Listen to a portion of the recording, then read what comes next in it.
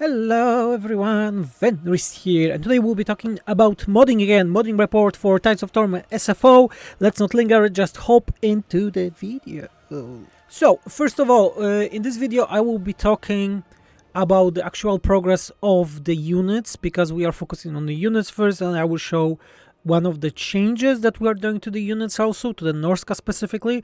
I did some shorts recently. You saw the devotees of Slanesh are getting new abilities. Those abilities were changed a bit since the short was released, but again there will be a dedicated video about that. So first of all, let's start with the modding part, and then I will show a change to some of the Norsca units, not all of them because they are still in the works, and I have to say that they are a tricky thing to do because some of the roster units are a bit bloaty or linking with other units. So again, let's go to the modding first. Very annoying part in this DLC is a ton of units. We have a lot of new units in DLC. Like, this is like way more than in the previous DLC. If we, for example, compare it to like DLC 26 Omens of Destruction, you see how many units there are. This is how many units we have for this one. This is way more. The problem is that we have the Monster Arcanum, so the units that can be recruited from a different factions in Norsca, so all of those needs to be adjusted. We have variants of the units. For example, the Hala have own variants of the units because they have a lower recruitment cost. So again, those need to be done.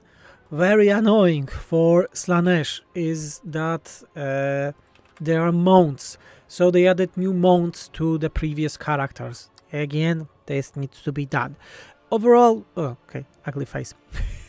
Overall, I would say that Slanesh was the easiest to balance in terms of the units.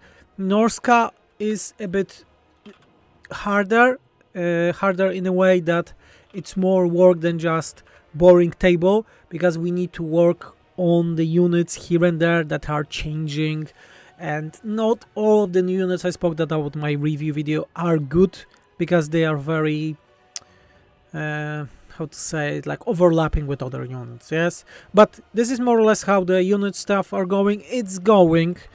We are really close to having a beta, so we can start testing the battle, because again, this is a lot of work with this DLC.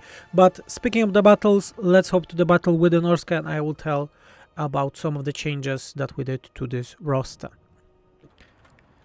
Let's start from the big guys. We have a units of Athens and a Giant. In this specific occasion, the Giant is a very good unit in SFO. In vanilla, let's face it, it's total shit. Always was, all the Giant variants.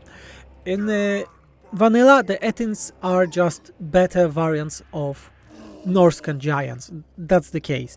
In SFO, we try to make that the Giants overall are more support units. All of them have a specific aura, all of them have a trample ability, so damage around for the units, and also they have a Northern Roar.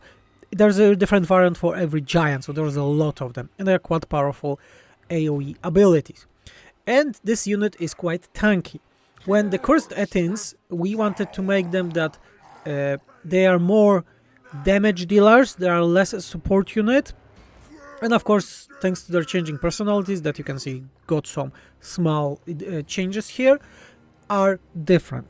Yes, so again, this is like a small change, but you know, I wanted to talk about it for a minute. And the big change that is coming is also to the Kurgan horsemen. We are changing Kurgan horsemen. Probably see the change already. So the normal Kurgan horsemen are now 80 entities, not 60. And also, quite important is that we wanted them to be tier 2, so low tier melee cavalry. That is not a hybrid, because Norsca has a lot of hybrids, and this is fine as for the unit. We got some small changes to it, like for example removing the frenzy. They on themselves have fast attacks and higher stats, so they don't need a frenzy, so more reliable. And this is like the tier 1, tier 2 unit, something like that. But we also had the great weapons one that we really did not like the fact, me especially, there's a big debacle about it in the team, that we have the two units on the same tier that are exactly the same.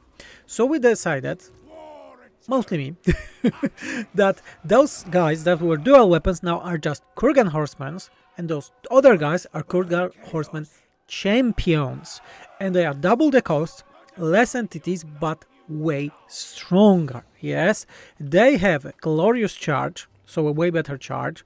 They also have fear, so they can cause fear, and also have 2 new abilities. This is a great idea by Balzapon from the team, that they have stances, so they can enable that they have more charge bonus and also cavalry bane contact effect, or they can have a bleeding and more leadership, and those are mutually exclusive to themselves, so you can enable only one of them at once.